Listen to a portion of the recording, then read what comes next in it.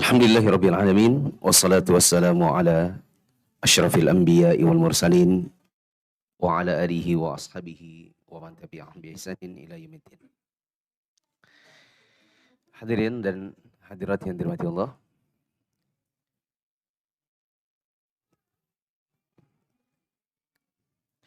Kita bersyukur pada Allah pada kesempatan malam hari ini kita dipertemukan oleh Allah di salah satu dari rumah-rumahnya. Ini rumah baru kayaknya. Karena terutama bagi saya, ini rumah Allah yang baru pertama kali saya datangi, Masjid Al-Hadi.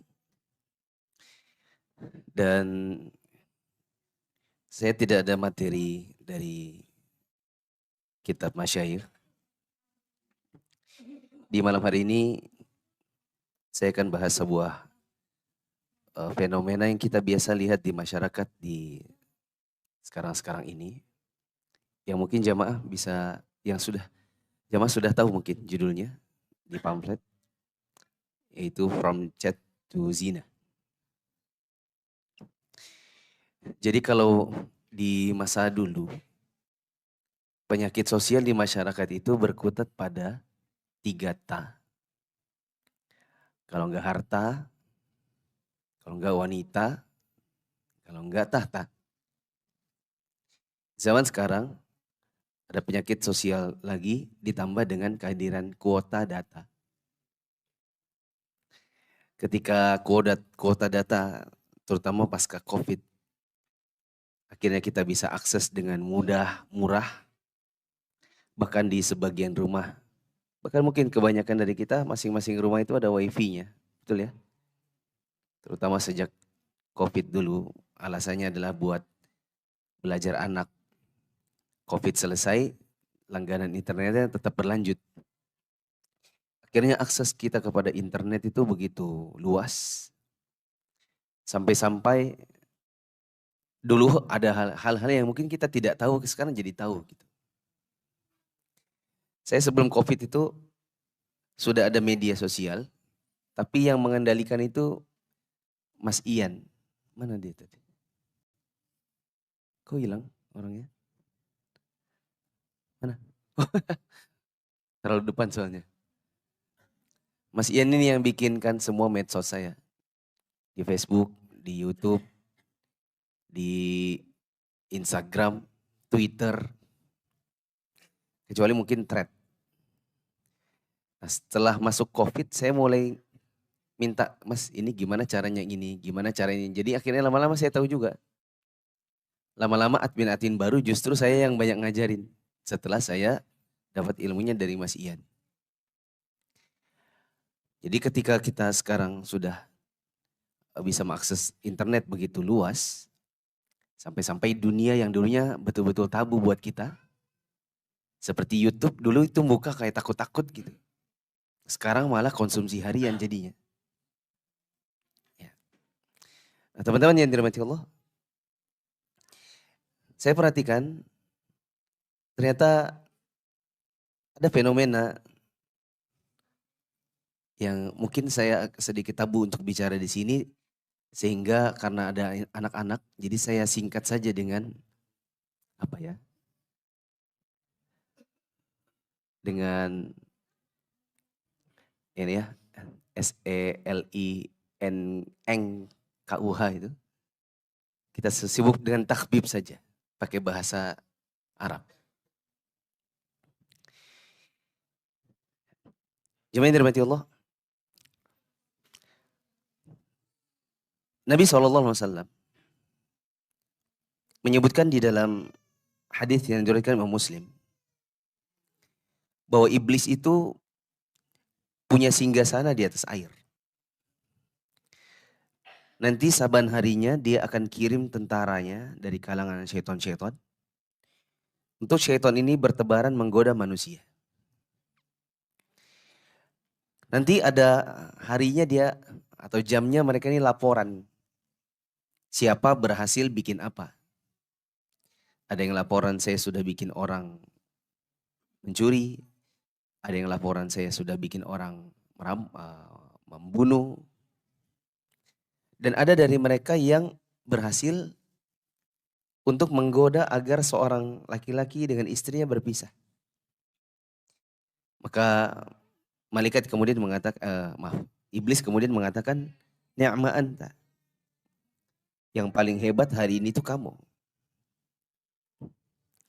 Sehingga dari sini kita bisa ambil kesimpulan pertama, bahwa rusaknya rumah tangga itu salah satu dari prestasi terbesar iblis dan syaitan. Kemudian kalau ada orang yang mencoba-coba untuk bermain api dalam rumah tangganya, maka dia ini sebenarnya lagi main sama syaitan, lagi main bareng. Entah dia yang jadi kudanya, lalu dia ditunggangi sama syaitan, atau dia sama syaitan sama-sama kuda-kudaan. Karena Allah Subhanahu wa taala mengatakan, fayata'allamuna minhuma ma yufarriquna bihi bainal mar'i wa zawji. Syaitan-syaitan itu mempelajari dari dua malaikat yang bernama Harut dan Marut yang diturunkan di Babil, sesuatu yang dengan sihir bisa menceraikan antara seorang suami dengan istri. Maka syaitan itu salah satu mainannya adalah mainan takhbib. Takhbib itu apa? Disebutkan Nabi SAW, laisa minna man khabbaba imra'atan ala zawjiha. Bukan termasuk golongan kami, yaitu muslim yang beriman dengan sempurna, manakala seseorang menipu seorang wanita agar suka sama dia, supaya dia benci sama suaminya lalu pisah. Sama juga bukan termasuk mukminah yang beriman dengan iman yang sempurna, apabila dia berusaha untuk menggoda suami orang hingga suami itu membenci istrinya supaya bisa jatuh ke dalam apa? Dalam pangku lukannya. Ini namanya takhbib. Apa namanya? Bukan tasbih. Takhbib. Pakai kha. Takhbib. Selanjutnya saya pakai kata takhbib. Supaya enggak terlalu banyak mengulang kata SELINGKUH alias zina. Karena saya enggak tahu apakah ada takhbib di masa sekarang yang tidak berujung kepada zina. Jemaah yang dirahmati Allah. Apa sebabnya orang melakukan takhbib? Terserah apakah laki-lakinya yang menggoda ataukah perempuannya yang duluan. Sebabnya itu ada yang sebenarnya cuma coba-coba. Ada yang cuma karena kebetulan terkondisikan dengan kondisi yang ada. Ada yang memang dibikin, direncanakan. Di antara sebabnya adalah satu, kurangnya ilmu agama. Kurangnya ilmu agama. Karena kalau seseorang belajar agama, Allah akan anugerahkan kepada dirinya rasa takut kepada Allah. Meskipun itu pun tak sempurna kadang-kadang. Orang yang sudah belajar agama saja kadang-kadang jatuh ke dalam perbuatan haram, apalagi yang tidak. Yang kedua, karena coba-coba. Misalnya coba-coba masuk MICHAT. Tahu ya? Udah sepura-pura anda tahu tuh. Sambung sendiri ya. MICHAT. Saya tidak pernah masuk. Tapi saya kira dulu ini adalah chatnya Xiaomi. Dulu saya kira itu adalah kalau punya HP Xiaomi pasti nama messagingnya itu adalah, saya pikir ini. Baru dikasih tahu sama ikhwan, bukan Ustaz. Itu adalah aplikasi KENCAN. Buat cari-cari pasangan. Ternyata saya pikir cuma di aplikasi gini saja. Belakangan Telegram juga punya. Saya baru tahunya dari seorang ikhwan yang mencoba-coba untuk masuk. Ternyata di Telegram itu ada bot, saya enggak usah kasih tahu namanya. Nanti antum masuk situ lagi, ya kan? Ternyata di situ ada aplikasi untuk menggantikan si micet. Sebut ya kan?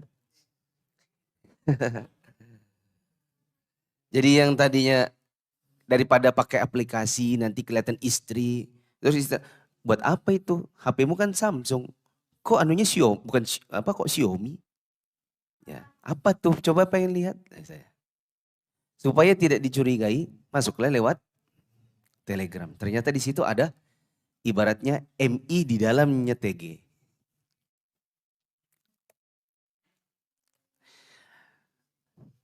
Sebab yang ketiga adalah ikhtilat. Yaitu campur baur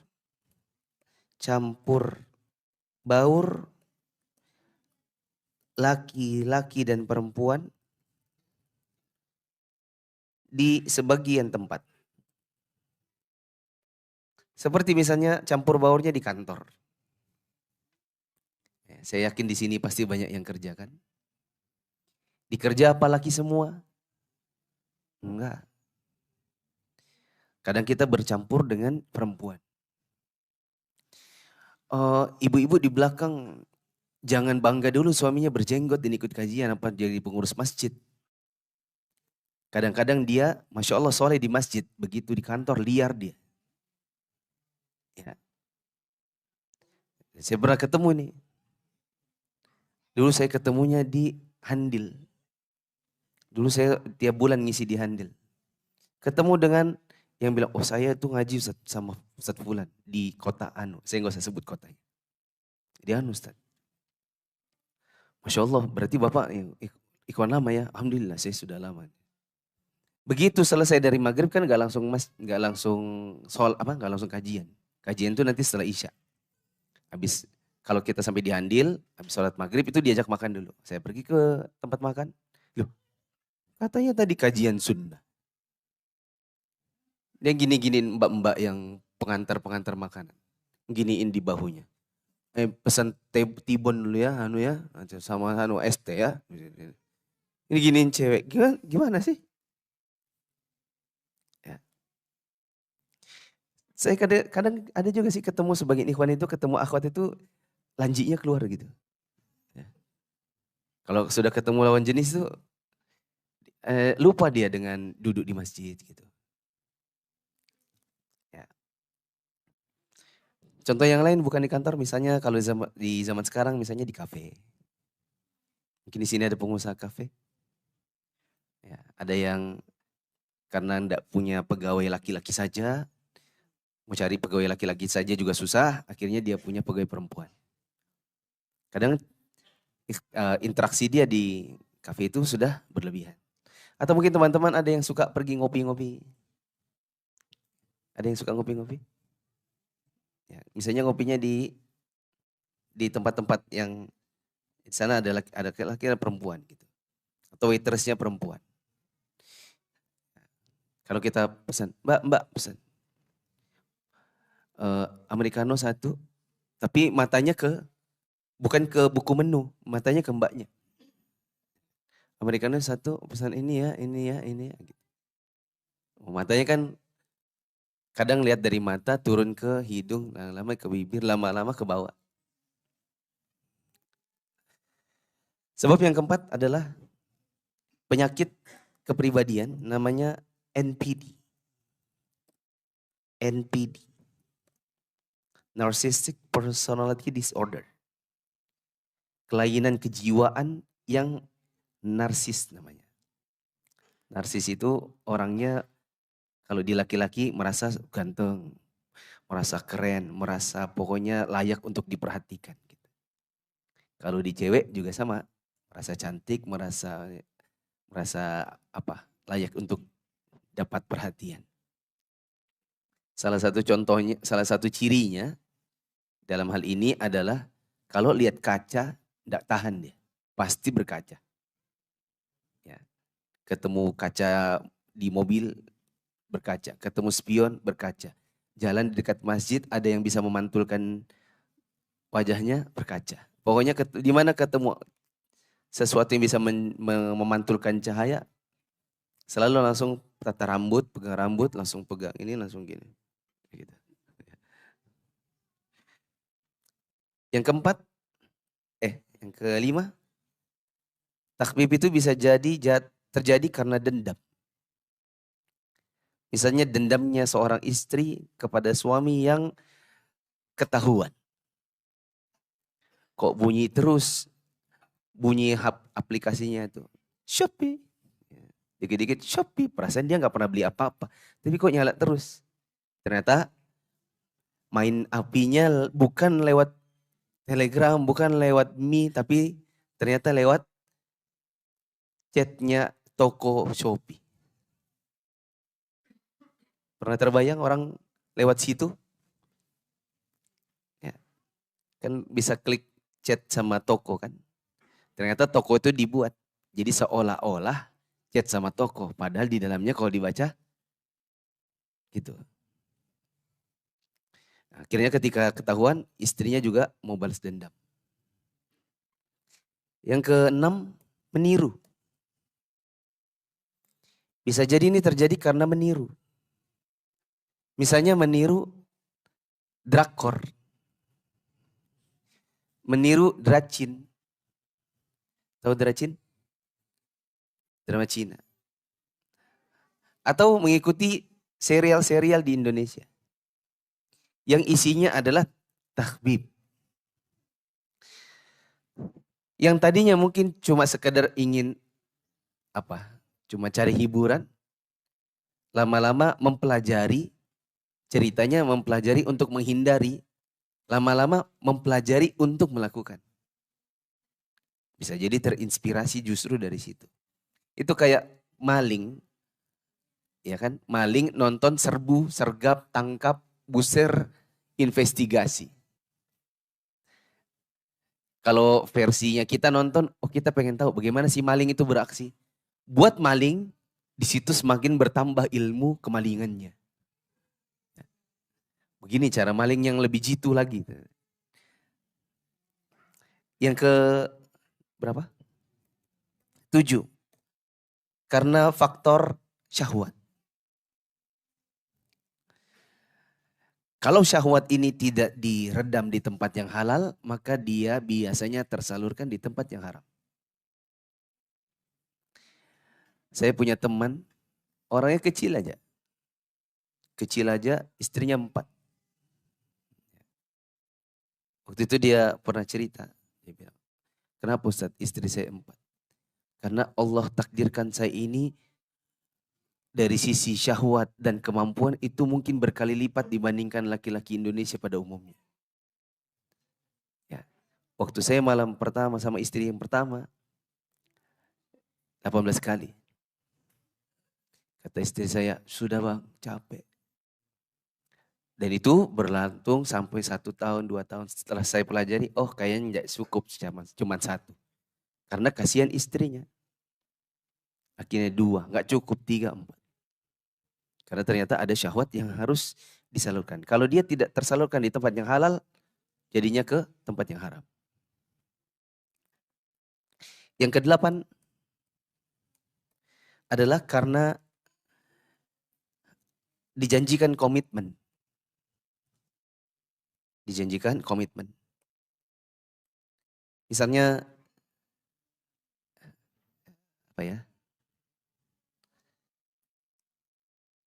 pernah nggak dengar istilah namanya sugar daddy? Ini Mas Daddy. Ada lagi namanya sugar daddy. Bapak gula. Ini kadang-kadang, ya kalau zaman kita dulu namanya OM. Nah di masa lampau itu, orang kenalnya di istilah itu. Sekarang itu jadi sebuah lifestyle. Biasanya yang ditawarkan itu misalnya ke pelajar-pelajar SMA, SMK. Atau mahasiswi. Yang mungkin dia tinggal jauh dari orang tuanya.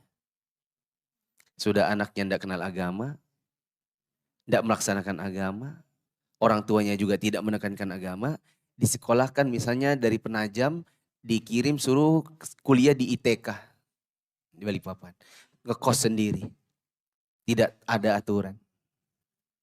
Kebetulan gaya hidup tinggi, tapi orang tua tidak mampu.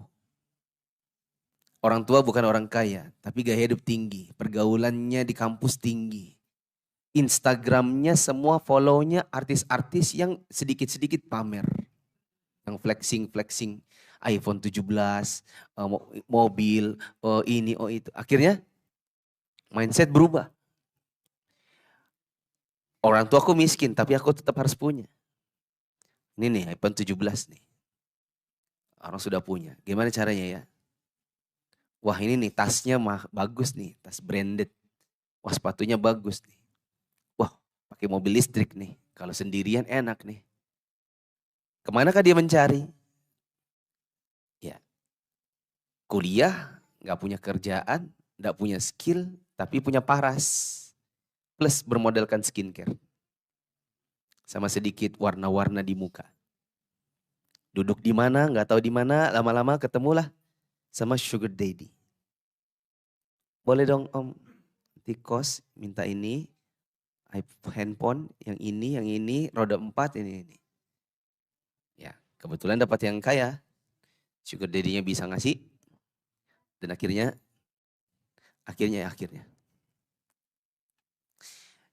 Sebab yang lain adalah rumah tangga tidak harmonis. Misalnya karena sering berkelahi. Dan kadang-kadang orang yang tidak berilmu, suami istri yang tidak ngaji, kalau rumah tangganya tidak harmonis, biasanya yang laki-laki cari pelampiasan di luar, yang istri pelampiasannya nonton. Kalau enggak dengerin musik, yang isinya aku sudah capek, aku ingin pisah saja, gelas-gelas kaca, apalah gitu. Sambil nangis, sambil ini, sambil meratap gitu. Sedangkan suaminya di luar, gak pulang-pulang. Kemanakah suaminya? Ya. Biasanya akan hadir orang ketiga. Sebab yang lain, yang ke-10 adalah lifestyle. Tapi saya nggak usah jelaskan ini. Intinya ada lifestyle. Justru takbib itu jadi lifestyle. Makanya di zaman sekarang hampir di semua media sosial pasti ada video-video pendek yang bunyinya dilabrak istri sah. Pelakor lebih galak daripada istri sah. Dan itu bahkan banyak yang berjilbab bahkan. Baik yang dilabrak maupun yang melabrak muslimah banyak. Yang ke-11, karena ingin harta secara instan. Ingin harta secara instan. Nah teman-teman yang dirahmati Allah, dari semua sebab-sebab ini mulai dari 1 sampai 11, di antara media awalnya adalah chatting. Ya, mencoba-coba lewat chatting. Setelah ikhtilat, karena kebetulan punya nomor teman kantor, chatting. Nanti ini yuk. Atau enggak misalnya, Mas ada waktu enggak? Kenapa? Aku lagi suntuk nih, bete di rumah sama suami. Kita cari teman curhat. Dari chat, curhat, check-in, zina. Ya. Cuma yang dirahmati Allah, kalau kita lakukan ini, apa dampaknya? Dampak yang pertama, takbib ini, dampak yang pertama bisa jadi menghancurkan rumah tangga.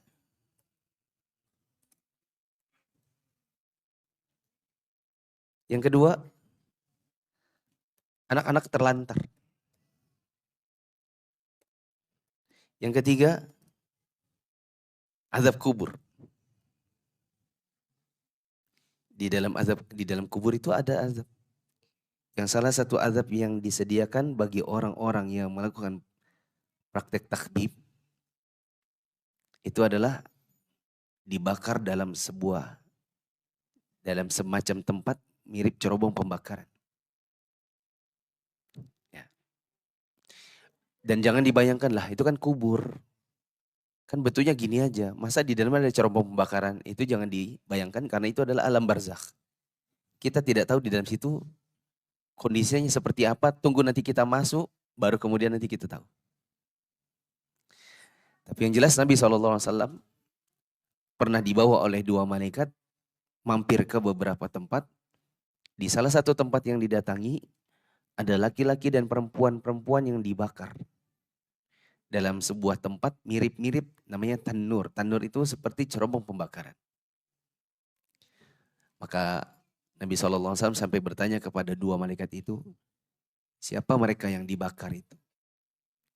Di akhir perjalanan baru malaikat menjelaskan, yang dibakar itu adalah, kata mereka, wa amma ar-rijalu wan nisa'u fi apa wa amma rijalu wan nisa'ul uratu fi mithli bidaitan nur fa innahum az-zunatu waz-zawani. Laki-laki dan perempuan yang kamu lihat dibakar dalam cerobong pembakaran, mereka adalah laki-laki dan perempuan yang suka berzina. Saya nggak tahu apakah ada gitu di zaman sekarang orang entah pacaran, entah takbib yang tidak berujung kepada berzina. Soalnya memang itu tujuan aslinya. Tanya saja sama yang pacaran. Ya. Tanya sama yang melakukan praktek takbib. Apa ada tujuan yang lain pada akhirnya kecuali ingin memasukkan timba ke dalam sumur? Adakah tujuan yang lain? Ya. Ujung-ujungnya di situ, sama-sama mau soalnya.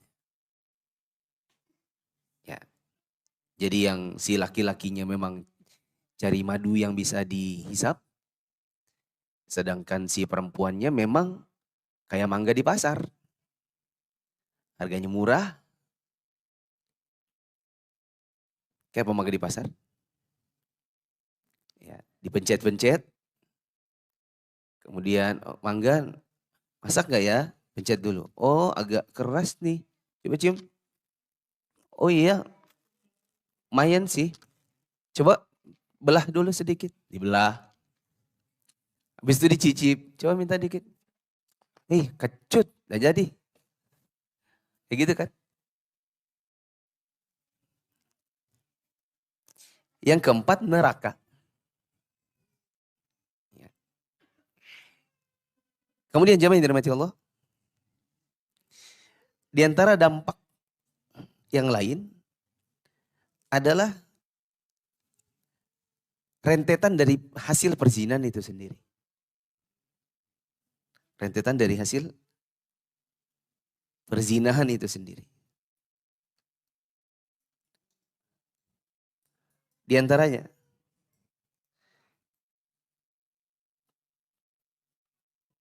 kalau seandainya lahir anak, kalau seandainya lahir anak, rentetannya, maka anaknya tidak dinasabkan kepada bapak biologisnya.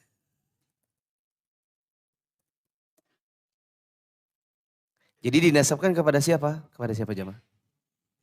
Kepada ibu. Jadi nanti dia dibesarkan bin atau binti mamanya. Bukan binti bapaknya. Yang kedua, kalau seandainya nanti dia nikah, maka kalau seandainya ini anak perempuan,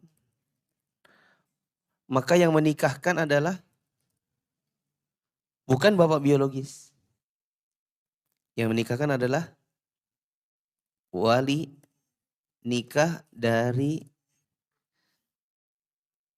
ulil amri. Kalau di zaman sekarang adalah penghulu. Tidak bisa dinikahkan oleh bapak biologis. Hatta kalaupun seandainya ternyata setelah mereka berzina lalu kemudian menikah, maka tetap saja dia tidak sah sebagai wali nikah buat si anak perempuan. Rentetan yang lain, kalau seandainya ya, kalau seandainya bapaknya meninggal, maka si anak hasil zina tidak dapat warisan. Ya.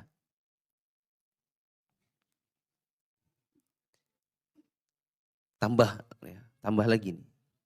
Yaitu malu di keluarga, di masyarakat. Kan kalau seandainya ada yang menjadi pelaku lalu kemudian tertangkap kamera, lalu tershare, tersebar. Ya. Kan pasti dia akan malu karena wajahnya akan tersebar di mana-mana. Kayak di orang Balikpapan itu. Saya pikir video-video yang kayak gitu biasanya sih banyaknya di Jakarta ya.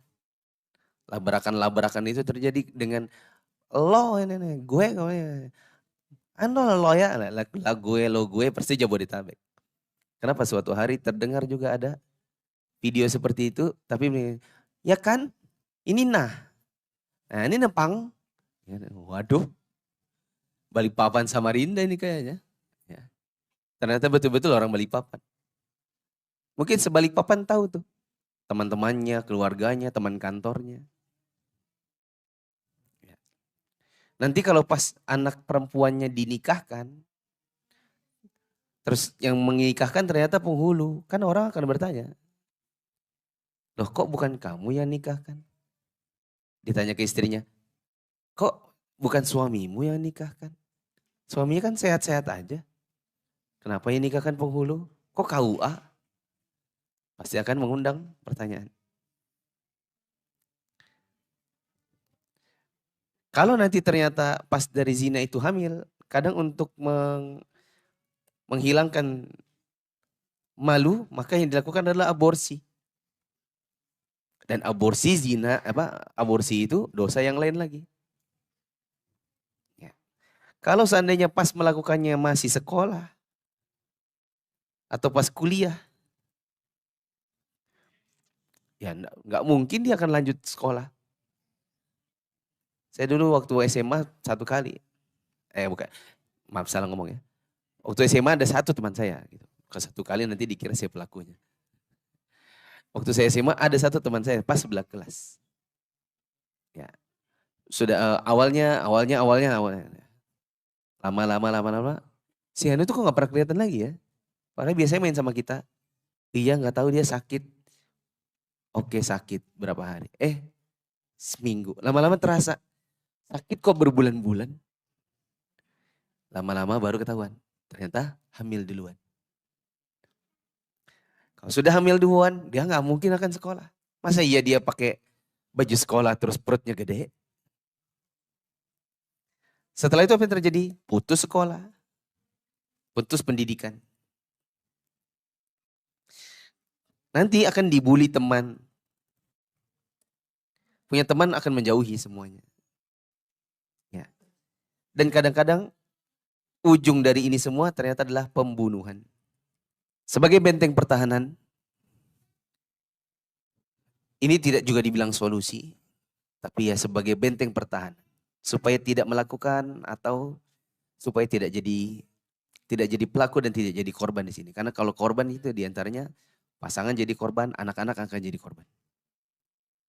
Di antaranya yang pertama, bentengnya adalah satu, sebelum menikah, cek recheck dulu. Jangan terburu-buru. Cek recheck dulu, dan saya kasih kaidah. Ya, meskipun kaidah ini nggak mutlak, setiap orang bisa bertaubat, tapi kalau saya itu maunya gitu. Kalau seandainya lagi proses ta'aruf, terus dia suka chatting-chatting, terus suka flirting. Flirting itu ada unsur merayu. Hah? Menggoda. Ada rayuan. Dapat beberapa ikhwan Balikpapan yang kayak gitu. Kalau lihat mukanya aja masih hafal. Nah ini nih di orang ya. Karena saya dapat chat-chatnya di ini. Ustadz ini tolong dinasihati bila Ustadz tahu. Masa dia chat sama saya seperti ini.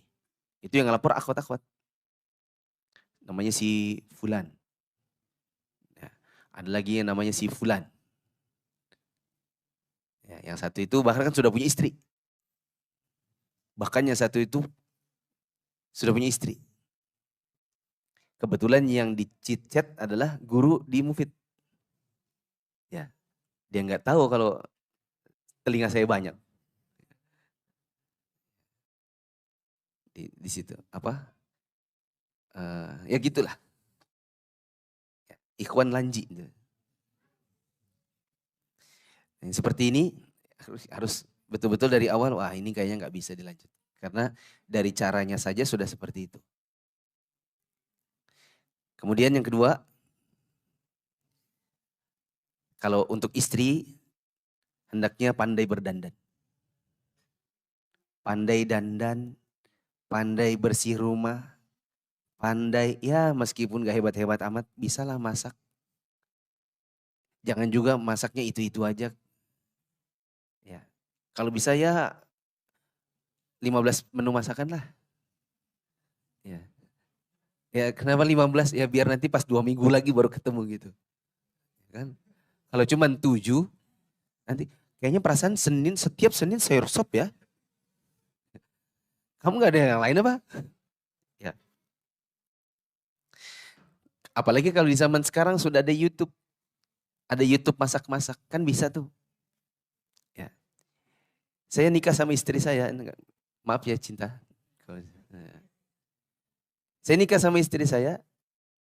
Waktu saya ta'aruf, saya tanya kemampuannya dia ini di rumah apa. Saya nanya ke saudari-saudarinya. Dia bilang kami bertiga bersaudari. Yang satu sangat suka masak. Yaitu yang paling kecil, yang adik. Makanya dia di dapur terus. Sedangkan kakak, yaitu istri saya, ini sangat sukanya bersih-bersih. Tapi dia kurang bisa masak. Makanya dia area rumah yang bukan dapur. Saya bilang enggak apa-apa lah. Kalau gitu saya nikahin aja. Soalnya kalau bersih-bersih itu watak. Habit, kebiasaan.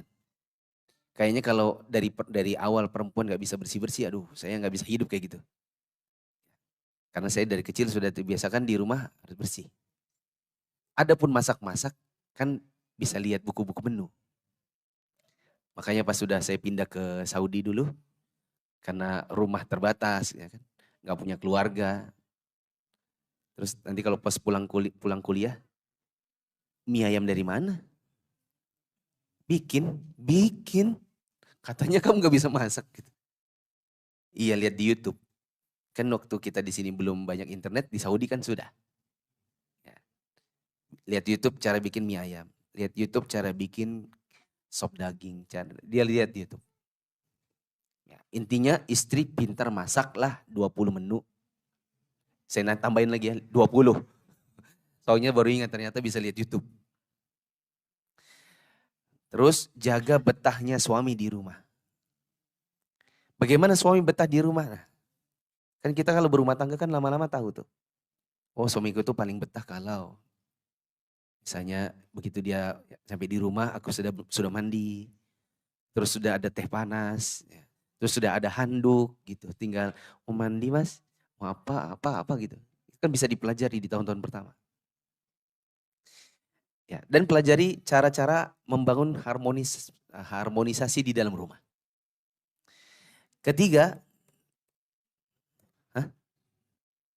ketiga.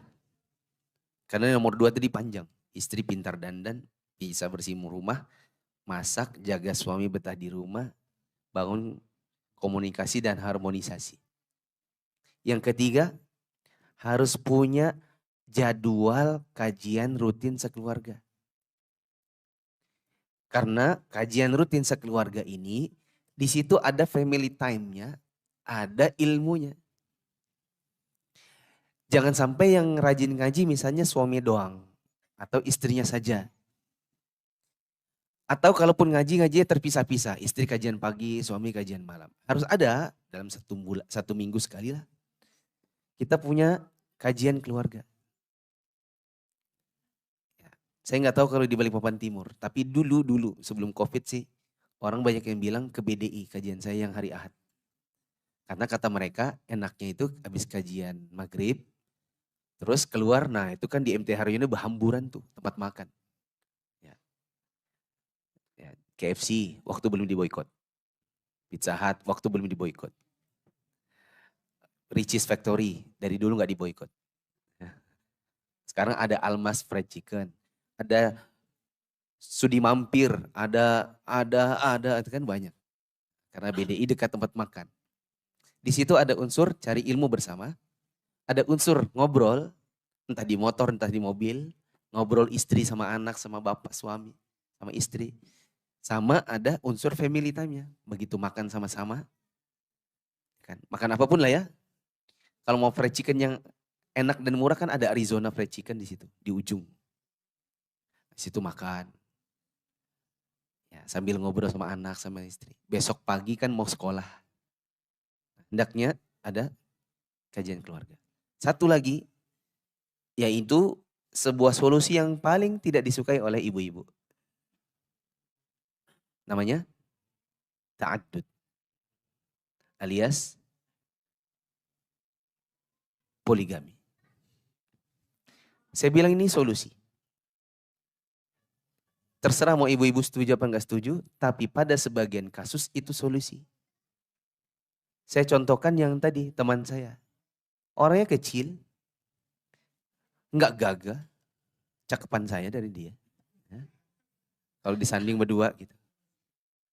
Tapi enggak tahu gimana Allah takdirkan libidonya tinggi. Dan dia sudah bilang sama istrinya, kayaknya kalau satu kasihan kamunya.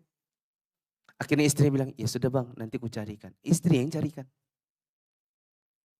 Yang ketiga, istri satu, dua yang carikan. Supaya nanti klop. Istri yang keempat, satu, dua, tiga yang carikan. Supaya nanti berempat ini bisa berteman. Gitu. Jadi dia tidak main belakang, udah kayak antum. Nggak apa. Jadi bukan yang cari dulu sendiri, terus nanti istrinya nanya, rambut siapa ya panjang-panjang di, perasaan rambutku pendek segini aja, kok ini di bajumu rambutnya panjang segini. Nah, dia betul-betul komunikasi sama istrinya. Saya pernah nanya gitu sama salah satu ustadz kita, ustadz yang dulunya dibilang ustadznya ibu-ibu. Berlalu waktu ternyata hilang statusnya karena dia ta'addud. Saya nanya, ustadz boleh tahu enggak rahasia ustadz, kenapa ustadz sampai ta'addud? Dia bilang, umur saya sekarang sudah 46 Ustaz. Dan saya dengan bertambahnya usia 46, saya bukannya kendor, malah tambah gagah. Karena olahraga, nge-gym. Jadi tambahin. Istri di usia saya semakin lemes, semakin banyak capeknya karena ngurusin anak. Yang istri ini urusin anak 5 apa 6 waktu itu. Ada yang kecil-kecil. Kalau saya pulang, saya ngisi keluar kota. Saya keluar kota kan banyak yang saya lihat. Sebagaimana Nabi SAW duduk sama sahabat, ada yang lewat langsung pulang. Pulang-pulang, balik-balik rambutnya basah. Apalagi saya, ngisi daurah, takbir akbar keliling Indonesia. Setiap hari Kamis pasti nggak ada di kota saya. Hari Ahad baru saya pulang. Setiap mampir ada yang dilihat, ada yang dilihat, ada yang dilihat. Nah saya harus ada tempat pulangnya. Tapi istri saya sudah kelihatan kasihan, sudah dia capek, sudah usia menua, 46 ke atas juga. Ya. Akhirnya saya bilang sama dia, kasihan kamunya, kasihan ininya. Gimana kalau kita cari sama-sama aja, biar nanti ada yang bantuin kamu juga. Gitu. Berdiskusi lama, akhirnya istri saya mau. Itu kita istri saya yang dampingi saya pergi menikah. Daripada berzina. Daripada takbib. Ya. Dan istri saya memaklumi karena daripada aku biarkan suamiku hanya untukku seorang, ujung-ujungnya ternyata dia melakukan hal yang haram, mendingan kau bantu untuk menjalani yang halal. Ya. Ini bukan hasutan buat bapak-bapak ya. Ini saya hanya sekedar memaparkan solusi. Bukan berarti nanti pas di rumah, terus antum di rumah, apa aku bilang kan? Ya, kamu dengarkan tadi kata Ustadz, karena kondisi antum dengan Ustadz tersebut sama teman saya itu bisa beda-beda. Karena ada juga laki-laki yang memang dia nggak seperti kondisi itu. Kondisinya dia dengan satu dia kok cukup. Istrinya pun bisa. Gitu. Maka itu tidak dianggap sebagai solusi. Oke? Silakan azan dulu. Ada yang bertanya? Ya.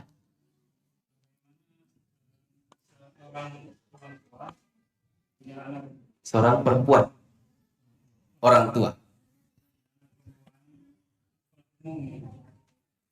Bagaimana kalau orang tua punya anak perempuan, sekolahnya sekolah umum?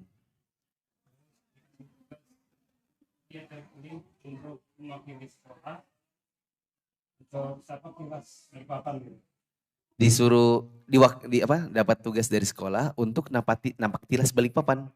Ngapain itu napak tilas Balikpapan? Dari sekolah terpilih dia. Apa sih napak tilas Balikpapan? Disuruh apa dia? Untuk mengetahui sejarahnya Balikpapan. Terus? Ya caranya gimana? Di rumah aja googling, tanya Jen. Pemuda olahraga yang mengatakan. Iya, ngapain? Napak tilas itu suruh ngapain? Keliling Balikpapan atau apa? Dari itu sekilas lihat ya keliling Balikpapan untuk mengetahui sejarahnya Balikpapan. Berarti nggak safar? Tidak safar kan berarti? Safar. Karena ada satu malam di pagi baru pulang. Safar kemana dia?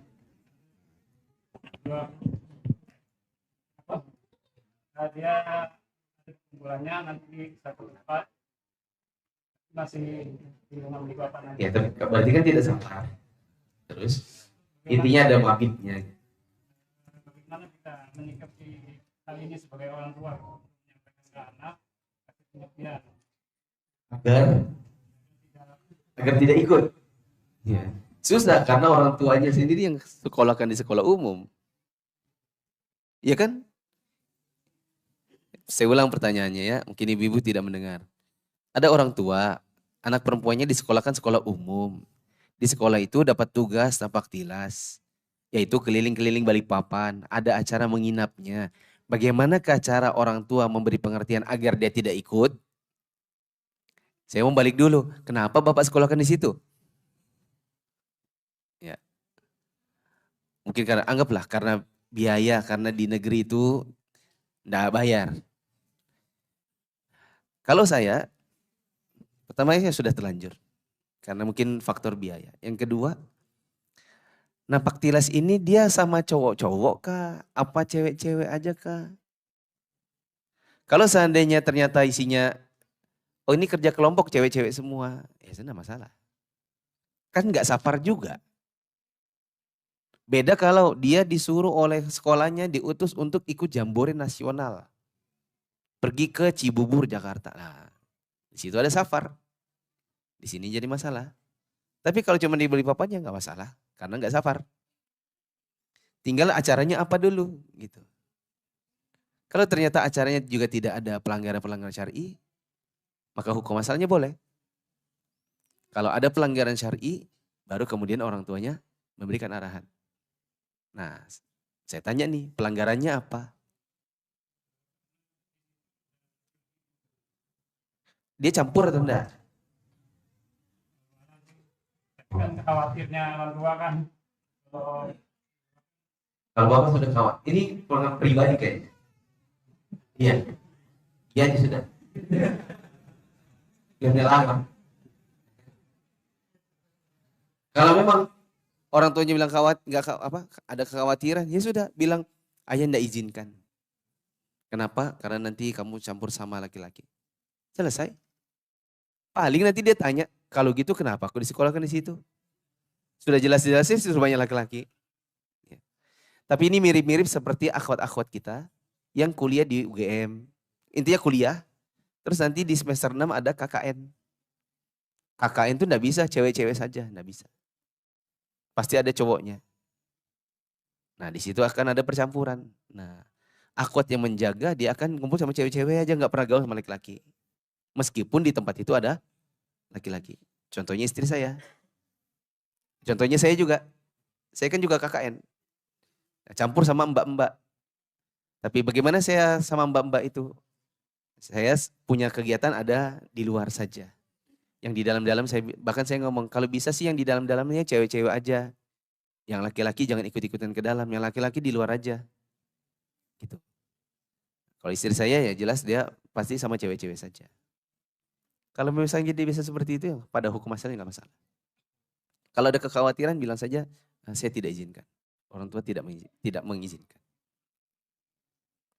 Apakah dia masih mau bertanya? Kayaknya di belakang ibu-ibu ada yang mau bertanya, karena ibu-ibu banyak yang berdiskusi kayaknya.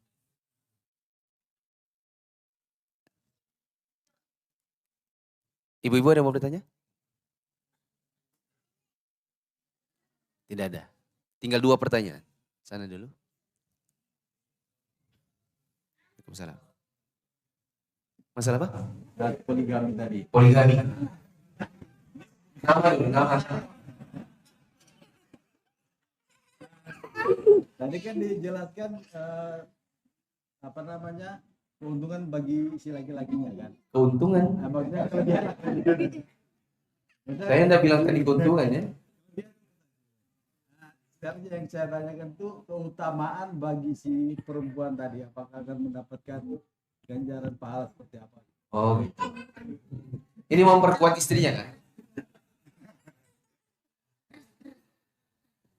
Catatan saya tadi tidak bilang keuntungan, saya bilang ada kondisi sebagian orang yang solusinya dia itu poligami. Gitu. Yaitu manakala sudah hampir kepala 5, istri sudah tidak kuat, sudah loyo, suami justru bertambah gagah. Akhirnya istrinya, ya udah bang, kita cari sama-sama. Ada kayak gitu. Jadi ibu-ibu nanti misalnya ibu-ibu di belakang jangan marah dulu sama saya. Wah Pak Ustadz nih, masa suami kita disuruh poligami? Saya enggak bilang begitu. Makanya saya masih monogami. Ya. Dan saya insya Allah bertauhid. Mentauhidkan istri. Gitu. Istri saya hanya 1. Kalau saya mengajak-ngajak orang, pasti saya lakukan duluan, ya tidak? Tapi saya menceritakan kondisi senyatanya. Ada orang yang kondisi dia itu memang solusinya dia adalah poligami. Nah ini pertanyaan, kira-kira kalau dilakukan itu istri dapat apa ya untuk keutamaan? Banyak. 1, keutamaan menjalankan menyelamatkan suami dari perzinahan. Keutamaan untuk, tadi saya mau bilang apa ya? Keutamaan untuk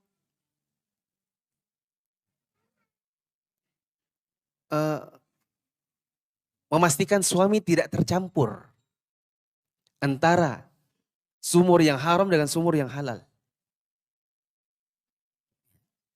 Ketiga, justru kalau dia dapat madu yang bagus, dia akan bisa ta'awun.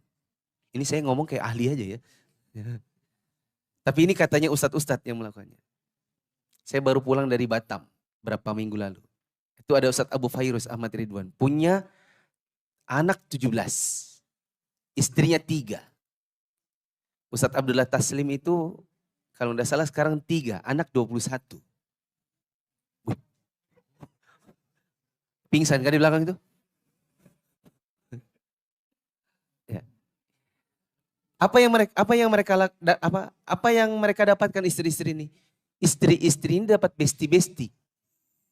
Yang mereka saling ta'awun satu sama yang lain ngurusin suami. Karena yang sudah tua dia sudah tidak sanggup di atas ranjang.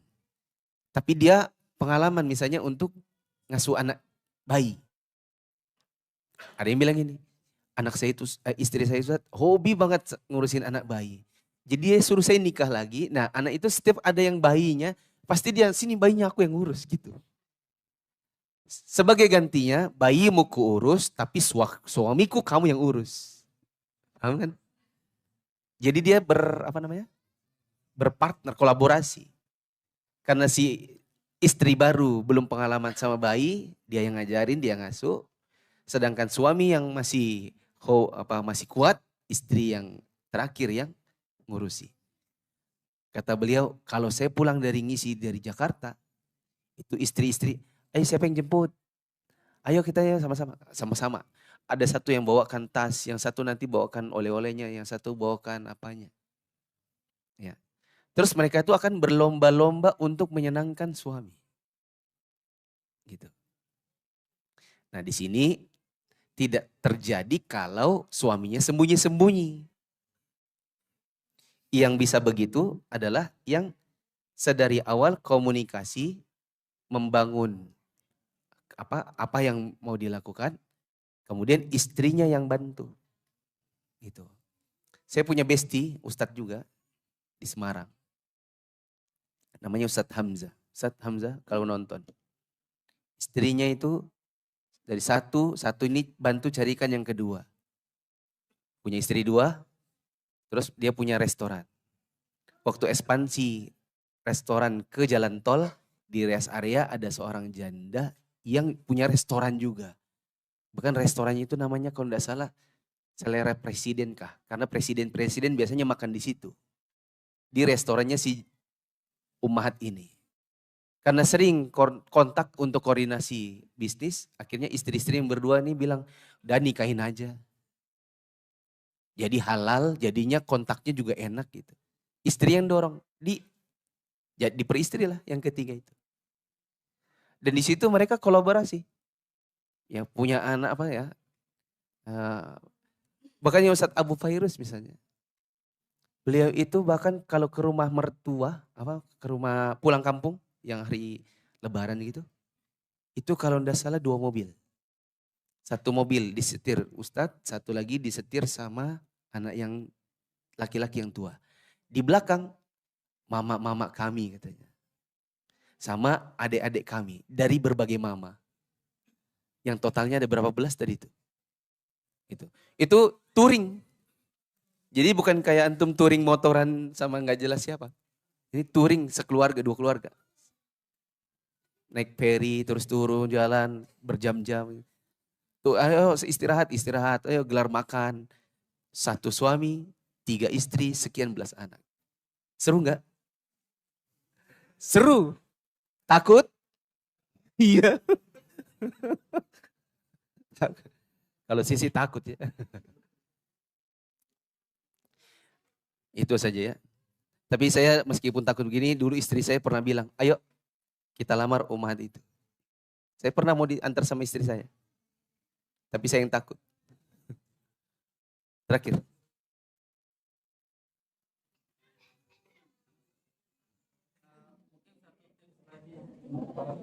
Poligami juga.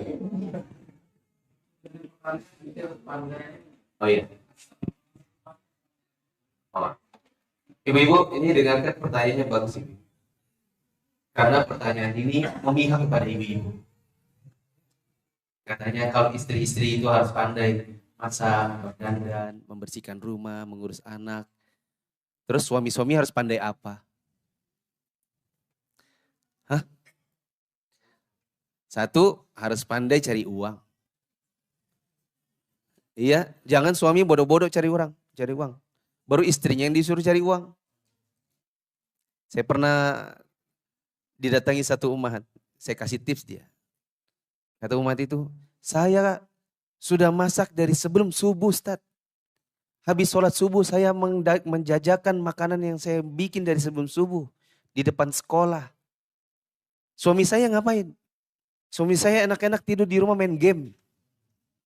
Saya yang ngurusin anak, saya yang cari uang. Suami apa ini? Ini apa solusinya katanya.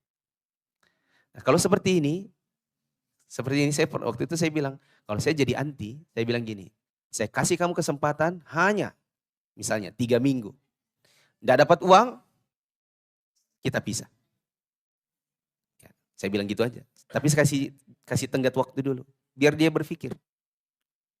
Kalau enggak begitu, nggak dipaksa, nanti nggak Nggak jalan otaknya. Karena otaknya main game. Punya anak 2 tapi masih kepalanya masih main game. Ya. Akhirnya waktu itu suaminya takut, akhirnya dia jadi anjas. Anjas tuh anjas.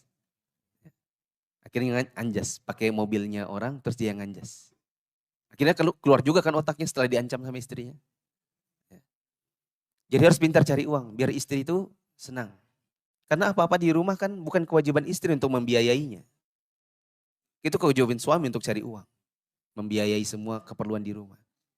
Yang kedua, harus pintar diranjang. Nah, kalau seandainya susah diranjang, susah juga. Ya. Harus pintar juga. Bagaimana caranya? Itu harus banyak konsultasi. Kalau belum ngerti, sebelum nikah, itu belajar dulu. Waktu umur saya 19 kah? Itu kan kakak-kakak kelas 1 asrama itu sudah banyak yang sudah tahap akan menikah. Usia 22. Nah itu ada mas-mas yang kasih kursus. Mas ikut dong, enggak boleh. Kamu belum menikah kan? Ya belum sih, nanti kamu enggak boleh dulu dengar. Karena yang di sini kursus betul-betul kursus diajarin. Gini caranya, gini. Supaya sedari awal itu sudah tahu teknisnya. Kalau enggak ada yang ngajarin nanti sembarangan. Kalau sembarangan ya bisa apa? Tahu kan ya? Tahu kayak sudah berumah tangga tahulah. Kalau itu bisa mempengaruhi emosi juga. Bila misalnya satunya iya, satunya enggak. Atau malah dua-duanya enggak gitu. Ngomongnya apa ya? Ini EJAKULS Bila satunya iya, satunya enggak. Itu kan masalah. Apalagi kalau enggak bersepakat gitu. Atau dua-duanya malah enggak. Akhirnya jadi hambar. Ya, kalau sudah hambar sama-sama, akhirnya mencari di luar. Harus pintar 2 itu. Ketiga, harus pintar menyenangkan hati istri. Karena emosi istri itu banyak bergantung sama emosi suami. Istri yang di rumah itu banyak marah, ngambek, nggak jelas gitu emosinya. Sedikit-sedikit ngomel, dikit-dikit ngomel. Itu bisa jadi karena keturunan mamanya. Atau karena memang suami yang bikin bikin ngomel. Misalnya suami tidak pernah membantu urusan di rumah. Ketiga, keberapa sudah? Keempat, terakhir ini. Suami juga harus pintar-pintar di dalam rumah ada bagian dari pekerjaan istri yang dia bisa bantu. Jangan sampai jadi suami ada pekerja rumah yang tidak bisa. Angkat galon tidak bisa. Pasang tabung gas tidak bisa. Nyuci tidak bisa. Nyapu tidak bisa. Cuci piring tidak bisa. Apa-apa tidak bisa. Jadi dia berharap semua istrinya. Padahal kan ada kalanya. Yang makan di hari itu cuma antum. Si suami. Istri sudah makan, anak sudah makan. Jangan sampai lagi nanti misalnya piring, gelasnya disisakan lagi di atas meja. Istri lagi disuruh bawa ke wastafel. Istri lagi yang cuci piring. Kalau cuma 1 gelas, 1 piring, 1 sendok. Bisa kan kita sendiri? Nggak harus kan nyuruh-nyuruh istri. Habis makan sendiri, ya sudah kita bawa ke wastafel. Terus kita cuci sendiri, gampang. Ya, jangan semuanya istri.